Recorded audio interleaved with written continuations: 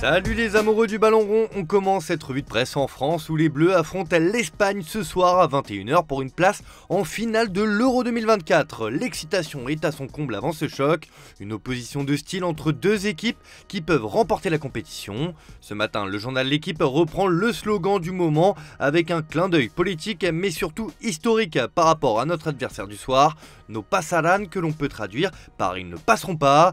Pour accéder à la finale, les Bleus devront résister à l'Espagne, l'équipe la plus séduisante de l'Euro. Ils compteront de nouveau sur leur intraitable défense qui n'a encaissé qu'un seul but dans la compétition. Ils vont peut-être même enfin inscrire un but dans le jeu. Pour la Provence, les Bleus veulent continuer de rêver face à l'Espagne. Globalement, c'est toute la France qui s'emballe pour cette demi-finale et veut voir les Bleus se qualifier. Pour la montagne, l'équipe de France a un but à atteindre. D'ailleurs, la presse locale commence à mettre la pression à son joueur vedette Kylian Mbappé. La star française est attendue au tournant. Le Parisien se demande si Mbappé va-t-il enfin se réveiller. Le joueur du Real Madrid joue gros ce soir. Le staff des Bleus assure que le néo-madrilène a tout en main pour faire des différences et être un réel danger pour la Roja sur le quotidien. Le Télégramme va plus loin et placarde que toute la France l'attend. Bref, Kylian Mbappé a un sacré coup à jouer pour enfin marquer cet Euro de son empreinte. On file en Espagne où notre adversaire du soir nous attend de pied ferme. Sûr de sa force, séduisante dans le jeu, solide, la Roja veut jouer un sale tour au bleu. Le journal Sport s'emballe et met en avant les deux superstars des deux sélections, Lamine Yamal et Kylian Mbappé.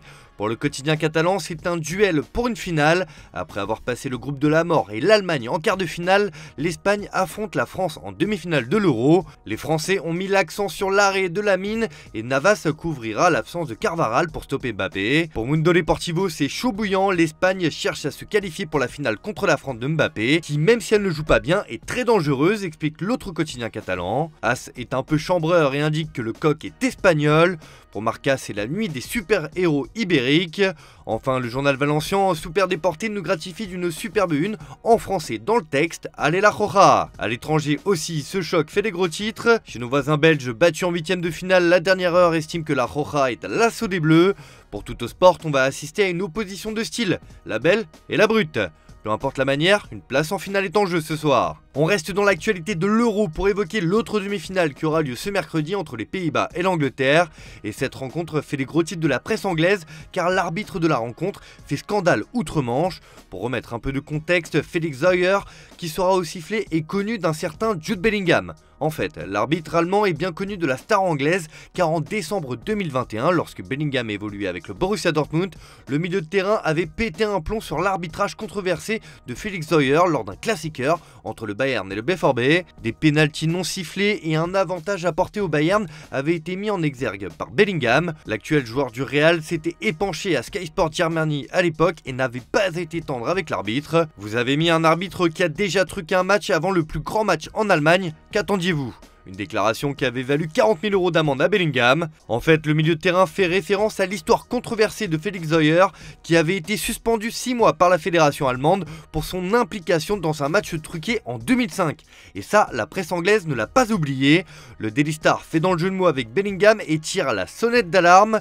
Jude est prêt pour une nouvelle épreuve de force avec l'arbitre allemand des matchs truqués, rapporte le tabloïd. Le Daily Mirror va plus loin et parle de Félix le cracheur, l'arbitre honteux d'un match truqué, interpellé par Jude en colère à la télévision, se voit attribuer la demi-finale des Three Lions. Et quelles vont être les retrouvailles entre les deux hommes? Eh bien selon Bild, cela s'annonce explosif.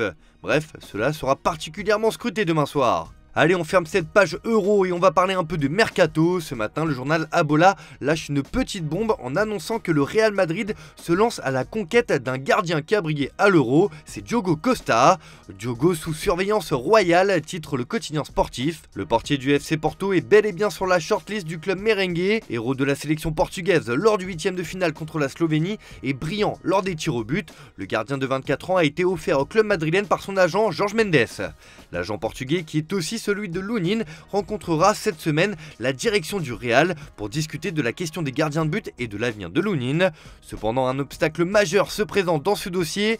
Sous contrat jusqu'en 2027 avec les Dragões, le gardien aux 26 sélections dispose d'une clause libératoire de 75 millions d'euros. Porto pourrait se montrer plus flexible, mais a impérativement besoin de ressources pour se mettre en règle avec l'UEFA, rapporte le média. Le journal des Noticias reprend aussi cette information et indique que Jorge Mendes offre Diogo Costa au Real Madrid. Madrid. D'ailleurs, la Casablanca décide de passer la seconde dans son mercato, puisque AS rapporte que c'est l'assaut final pour Lenny Yoro. La vente de Rafa Marín accélère son arrivée. Madrid attend une réponse positive à son offre de 35 millions d'euros. Dénouement imminent dans ce dossier donc. On termine ce tour de la presse en Italie avec le mercato de l'AC Milan qui fait la une de la Gazzetta dello Sport ce matin. Le journal au papier rose annonce que Morata est le 9. L'attaquant a ouvert la porte à un départ de l'Atlético de Madrid. Je ne suis pas heureux à Madrid. Du coup, les rossoneri veulent passer rapidement à l'action et lui proposent un contrat de 3 ans. Sous contrat jusqu'en 2026, l'attaquant est courtisé d'autant qu'il possède une clause libératoire de seulement 13 millions d'euros. Le club saoudien d'Al-Khashia a tenté d'en profiter avant d'essuyer un refus de la part de l'Espagnol. Pour remplacer Olivier Giroud parti à Los Angeles, les rossoneri ont coché son nom. Morata va donc devoir faire un nouveau choix une fois l'offre concrète entre ses mains. Affaire à suivre.